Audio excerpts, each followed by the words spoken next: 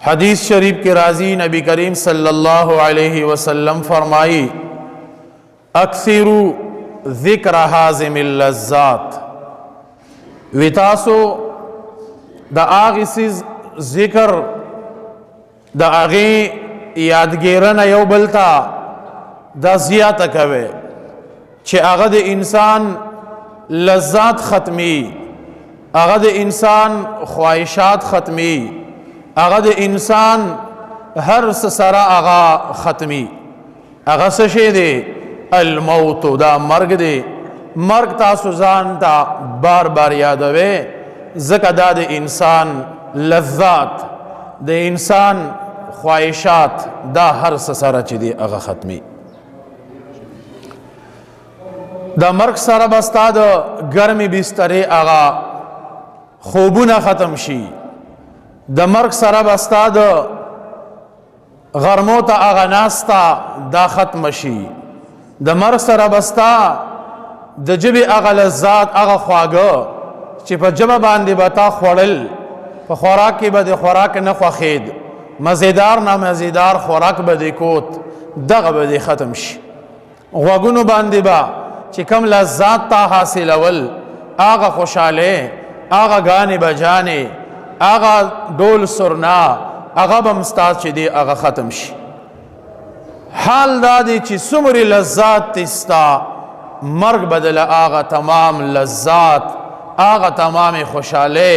آغا تمام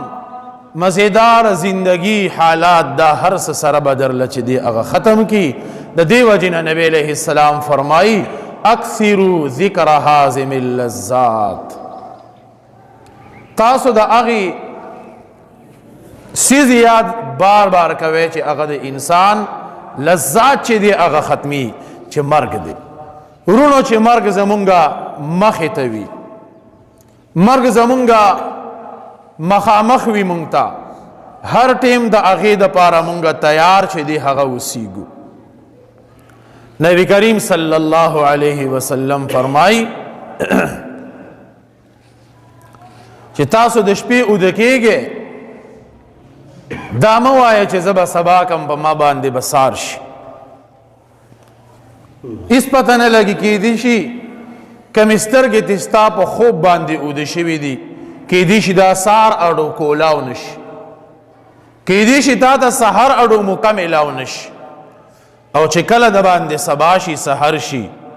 نو سحر دا سوچ کوا چې کیدی شي زما خام ته اون رسم دا زما اخیره ورس چی دی وی دنیا کی مرگ دا سی ځان ته بار بار یادوي نبی کریم صلی اللہ علیہ وسلم د صحابه کرام نه تپوس کی وی تاسو مرگ څنګه مخصوص وي یو صحابی فرمایي وی دا الله رسول عرض کی نبی علیہ السلام تا وی دا الله رسول وی زدا ویما چی کل سحر شی ویما چی زبا ماخام تا اون رسم مال با مرگ راغلی مطلب زدا غورز د خپل زندگی اخیره ورس چی دی دا حسابوم مرگ ما تا دومره نزدې دی یو بل یو صحابی عارض کی دا الله رسولا وی مرگ ز دومره نزدې غنم چې زه د 2 رکعاتو یا د 3 رکعاتو نیت اتړم زوی ما بلا دا مکمل کړی نی سلام به منی ګرځولی مال به مرگ راغلی وی مرگ ز دومره نزدې غنم نبی کریم صلی اللہ علیہ وسلم ته فرمائی وی مرگ ز دومره نزدې غنم چې زه یو طرف ته سلام وګرځوم ویم چې دی بل سټ تبا ملانی ګرځولی چې مال به د مرگ پرشته راغلی او صاحب ایرانه چې دی هغه اغستی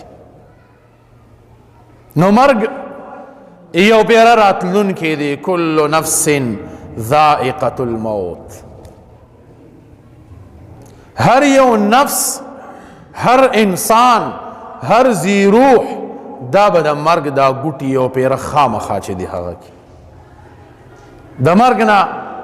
اس سوک انکار نشی کولے سخلق دا سی دی چاگا دا اللہ دا وجود نا انکار کی سخلق دا سی دی چاگا دا پیغمبر نه انکار کی سخلق داسی دی چه غد پرشتو نه انکار کی سخلق داسی دی چه غوی دا جنت دوزخ نه انکار کی لیکن اتفاقی خبره ده چې د مرګ نه څوک انکار کوونکی نشته، کاغه دهری دی، کاغه یهودی دی، کاغه نصرانی دی، کاغه آتش پرستی دی، کاغه کافر دی، کاغه هندو دی، کاغه چینیز دی، هر ځای والا چې دی هغه په دې خبره متفق دی هغې چې دا مرګ به خامخا یو پیره چې دی هغه راځي. د دې وجې نه رونو مرګ له تیارې دا چې دی هغه پکار دی. اینما تکون یدرککم الموت ولو کنتم فی بروج مشیده. کم ځای کې چې کم مکان کې چې کما زمانه کې چې مرګ به دله خامخا راځي، کم ځای دله الله لیکلی دی، خلاصې ترې نه نشته، تېښته ترې نه نشته. ته که ډېرې منډې ووایې مرګ به دله خامخا راځي. سلیمان علیه السلام له فرشته راغله، ناست دی ورسره دربار کې. سلیمان علیه السلام یو وزیر و، دې فرشتې ورته ډېر په خطرناک نظر باندې وکتل، د رعب او د یېرې یو نظر یې پرې واچاو.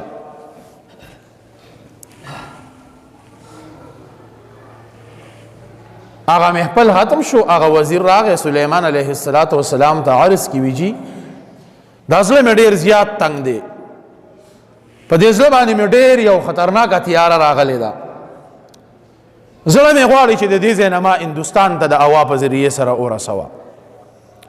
یو ستا د میلمه راته هم ډېر زیات بد کتل او هوا ستا تابع ده، د هوا په ذریعې ما د دې ځای نه لرې که هندوستان ته مې ورسوه. سلیمان علیه السلام الله ورله هر څه ورکړي، په هوا باندې د هغه بادشاهي وه، په پیریانو د هغه بادشاهي وه، په چرندو پرندو مرغانو باندې د هغوی بادشاهي وه. قرآن مجید د هغوی واقعه ذکر کړې ده، انشاءالله چې ته موقع میلاو شو هغه به بیا ووایو. بهرحال سړی هندوستان ته د هوا په ذریعې سره ورسېد، څه وخت پکې تیر شو، هغه فرشته بیا راله سلیمان علیه السلام سره ناسته ردي ته تپوس کی وی بله ورځ دی زه هماغې وزیر ته ډېر زیات بد کتل،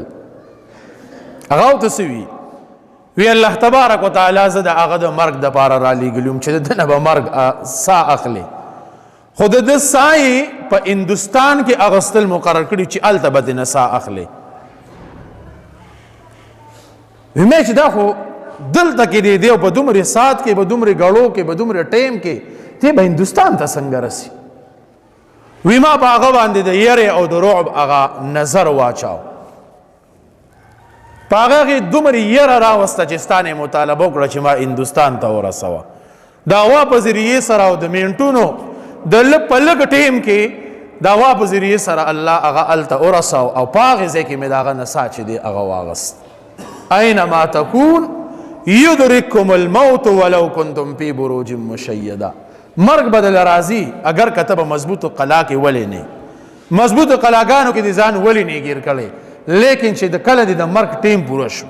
وخت پوره شو، مرګ به دله راځي، خلاصې چې دې دا تېنه نشته. د دې وجې نه مونږ ته مخې ته سختې پرتې دي، حالات راته پراته دي چې د هغې دپاره مونږ دعاګانې غواړو.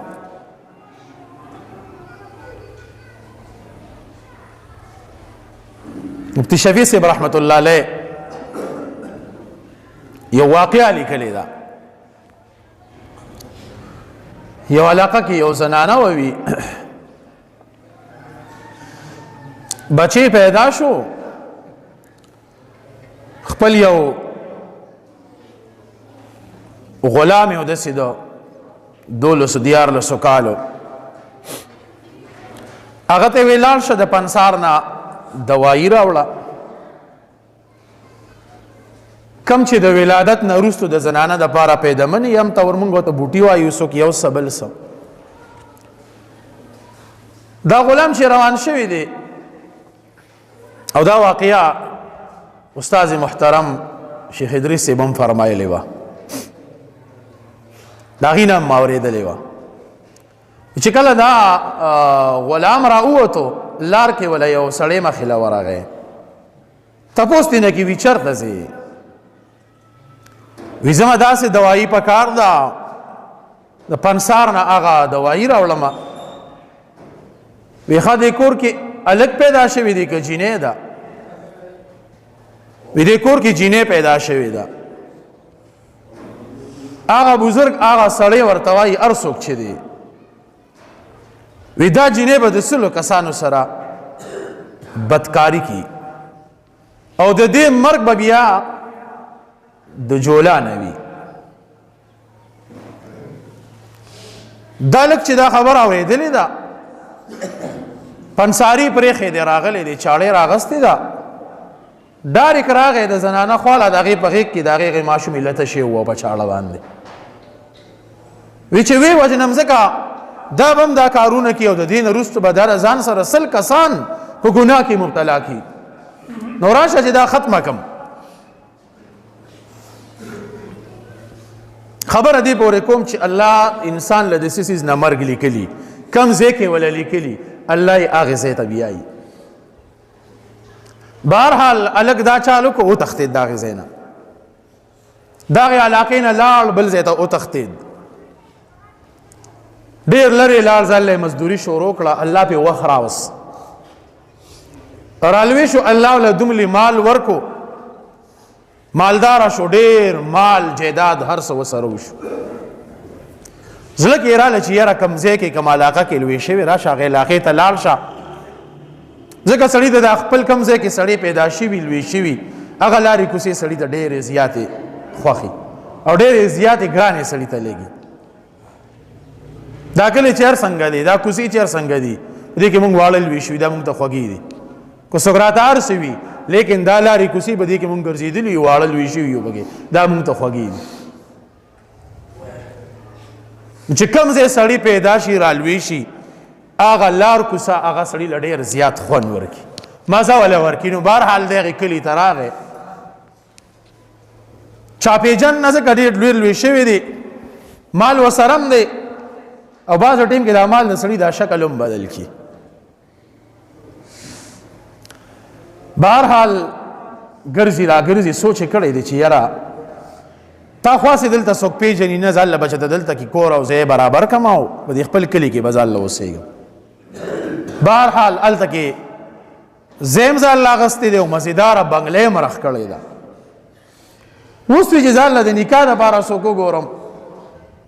پیغامونه یې خواره کړي دي چا ورته دغه جینۍ ښودلې ده چې دلته یو جینۍ ده ډېره زیاته ښایسته ده او ډېره مالداره هم ده او د هغې مناسب د نکاح څوک نه میلاویږي ده ورته استازي لېږلی دی پیغام د نکاح هغې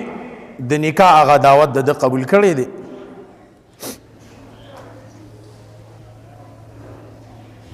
چې کله د دوی نکاح شوی دی او دوی د یو بل سره ملاقات شوی دی د دې خاون اوس په اخ کې زخم په هغې ځای باندې نظر لګېدلی دی ده چې کتلي دي تپوس دی نه کوي دا نشان دی څه شي دی دا جینۍ ورته وایي وي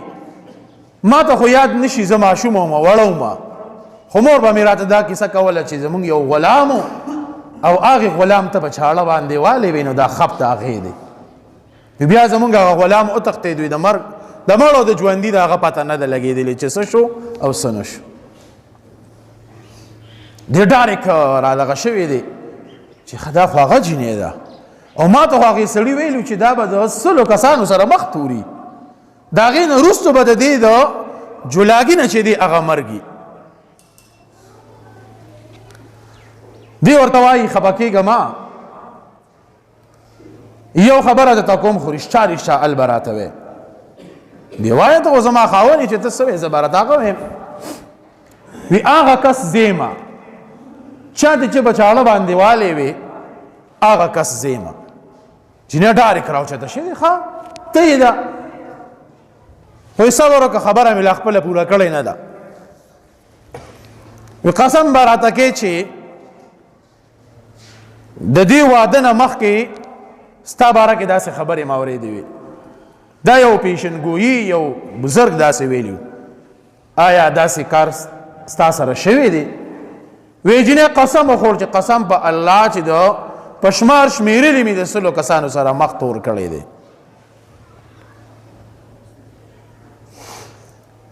او ته یو د پاسه سل والا کس چې ستا سره په حلاله طریقې سره میلاویږم وی خان وی خبره دغه شانتي ده بیا ته د خپل ټوله کیسه بیان کړی دی چې ستا د مرګ خو به هم داسې شي نه د جولاګي نه وي بهرحال د سوچ کړی دی د هغې دپاره یو داسې بنګله رخ کړې ده یو داسې مکان یې رخ کړی دی چې هغې ته د معمولي غونته کیسیز د تلو لار چې دی هغه نه وه مکمل بند مکان نوکران یې مقرر کړي چې سیسیز اینې دا به ډارک وجنې دا به ختموی زه ګورم چې د دې بزرګ دا خبره خو دغه صحیح وه خو چې دا څنګه ده په دې کې دې دواړه یو شپه ناست دي دیوال باندې دا غټ جولا ګرځي دا جنې ډارک را پاسېدلې ده د خاوند ته وي دغه څیز دی وي د دې نه به زما مرګي هغوی وی ګورو چې زه وجنه به که ما وجني جنې را پاسېده چمپل یې راواغسته جولا یې راواچوله جولا مړ نه شو رارتاو شو کته دا راولګېده داسې خپې پې راښکله خپې چې پې راښکله د هغې نه زخر ودانګل د دې نوک او د دې وری په دې منځ کې هغه زخر وردن نه شو د هغې نه هغې جینۍ ته بیماري ولګېدله کینسر شوه د اخ کې جولا د لاسه چې دی هغه قبر ته لاړه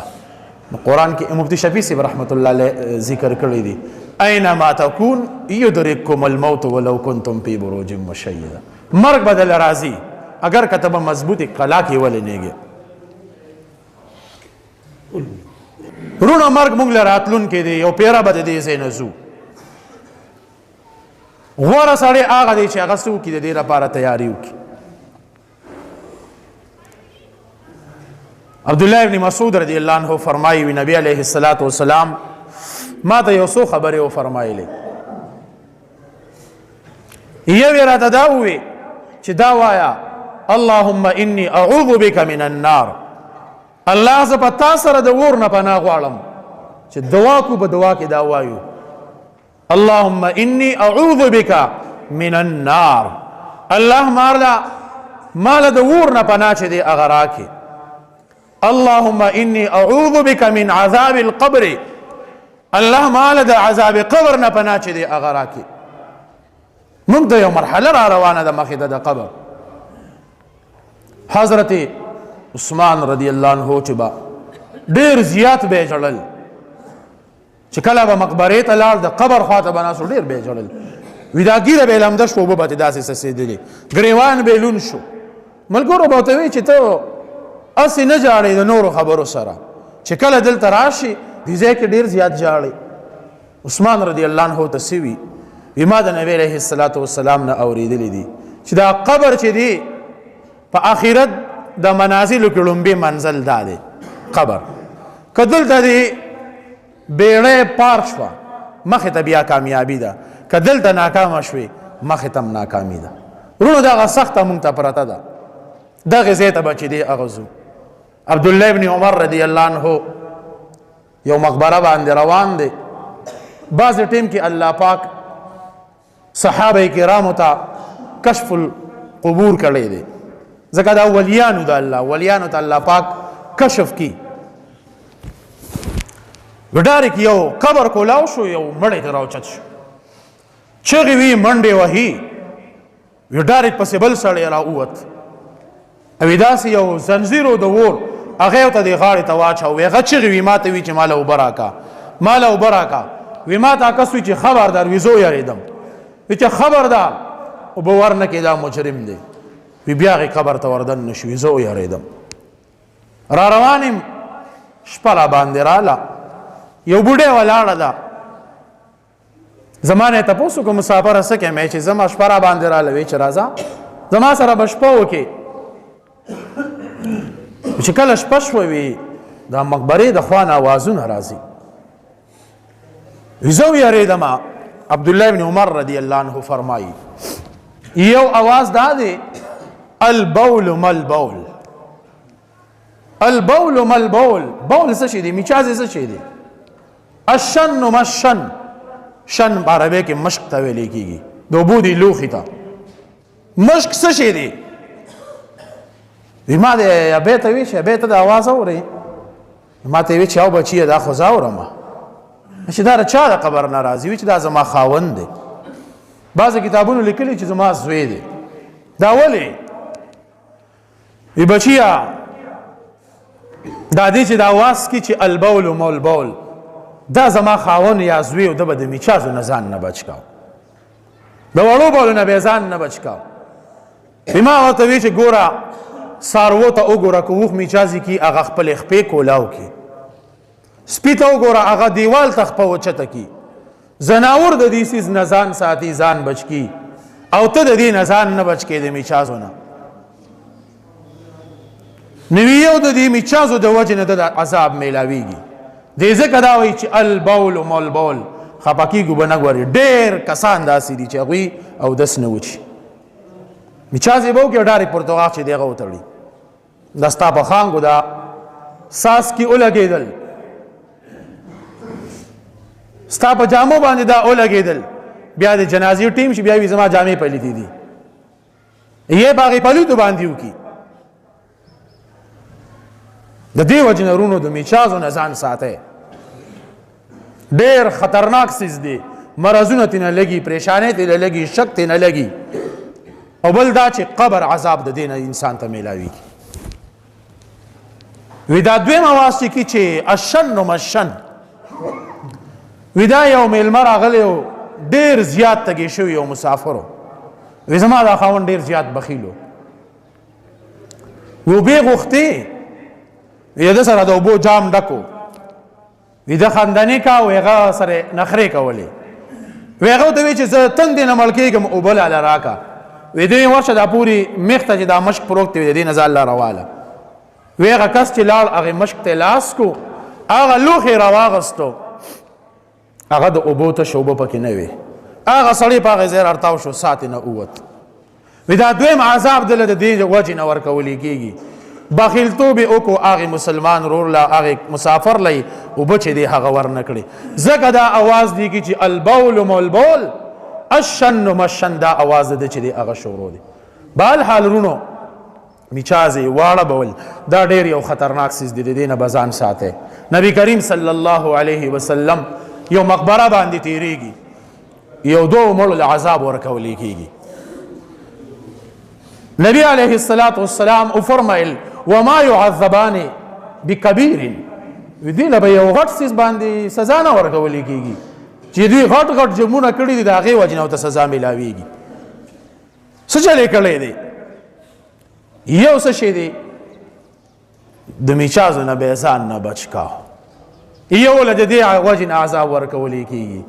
چې د میچازو د قطرو نه ځان به یې نه بچ کا. ډېر مسلمانان ورونه داسې دي، زمونږ د مخې تیر شو، استنجا به وکړي اودس نه وچي او ډارک ځان ته اوبه واچوي، بس استنجا مې وکړه. دا زه بار بار وایم ګورې د نارینه سړي اودس زر نه وچیږي، خامخا به یا لوټ استعمالوه یا کاغذ استعمالوه، څه نه څه څیز استعمالوه، بیا ځان چک کا چې ساس کې راځي که نه راځي، د هغې نه وروستو بیا ته استنجا چې دی هغه وکړه. مهرباني وکړئ ډارک اوبه مې استعمالوئ، مخکې ښه ځان مطمئن کړئ په اودس وچولو باندې چې کله د اودس وچ شي د هغې نه وروستو بیا استنجا چې دی هغه وکړه. ډېر کله ته به مونږ داسې یو چې مونږ به په دې باندې مونځ هم کړي او حال دا دی چې هغه مونځ به قبول نی، زمونږ پیجامې هم پلیتي، زمونږ به وجود هم پلیتي، مونځ به زمونږ چې دی هغه نی شوي. مهرباني وکړئ مخکې اودس وچوئ ښه په ښکلې طریقې سره، ښه په اطمینان سره چې کله مطمئن شي چې زه برابر شوم بیا لاړ شه په اوبو باندې استنجا وکړه. نو نبی علیه السلام فرمایي چې وما يعذبان، دی به غټو غټو ګناهونو باندې عذاب نه ورکولی کېږي. یو څه شی دی د بولو نه ځان نه دی بچ کړی، یوه او دویم دا چې دوی به څه چل کاو، چغلخوري به یې کوله، د چغلخورۍ د لاسه دوی له عذاب ورکولی کېږي. د یو نه خبره والې بل ته وکړي، د بل نه والې بل ته وکړي، د هغې دواړو په منځ کې دښمني دغه کې. او نن سبا ګورې دا حالات ډېر زیات دي، ملګري وټونو ته ولاړ دي، د یو خبرې لی بل دی کې د بل هغه بل ته او دا نقصان به مینس کې د خلکو پیدا کړي. مهرباني وکړئ دې بیمارۍ نه ځان وساتئ. څومره ملګري چې ولال الله ټول کامیاب کی او د یو بل سره جنگ جګړې اختلافات په دې سیس کې ونه کې. دا خو یو عارضي سیس دی ختم بشي خو د یو بل سره به چې رشتې پرې نه دي د یو بل سره پیرورولي چې دی هغه پرې نه دي. چا د څوک حقدار ښکارې غلی ورکې د یو بل سره دشمنۍ په دې باندې چته ونه کې. د یو خبره بل ته مه کوې د بل هغه بل ته مه کوې. عیبونه د یو بل چې دی هغه مه باش کوې. امام غزالی رحمت الله علیه یو واقعه لیکلې ده. یو بادشاه و هغه به داسې چکر مکر له بهر ته واته یو بانډه چې و د هغه سره مینه پیدا شوې وه. ډېر زیاته مینه وه ورسره. نو ډېر کراته دا ناسوده خلک ومي هغه به خپل دربار ته راغوښتو. وزیرانو ته ویلو چې دی اجازه راځي نو دی به بغیر اجازه ته راځي. د د واړو څوک سوای نه. یو وزیر و پکې هغه وی ته لا وګوره وی ته لا وګوره د بادشاه خوا له راځي او ناس یې سره به پریکاتو کې داسې ناسوده به کې ډېر. الله دې موږ د ناسودې نه وساتي. ټول چا سره چې شکر په وباس الله دله دې ورکړې دې مال امراکا دا چرته سوالونه کوي چې د دنیا والے مال راکې. دا ګوره حسد دی خطرناکه بیماری ده.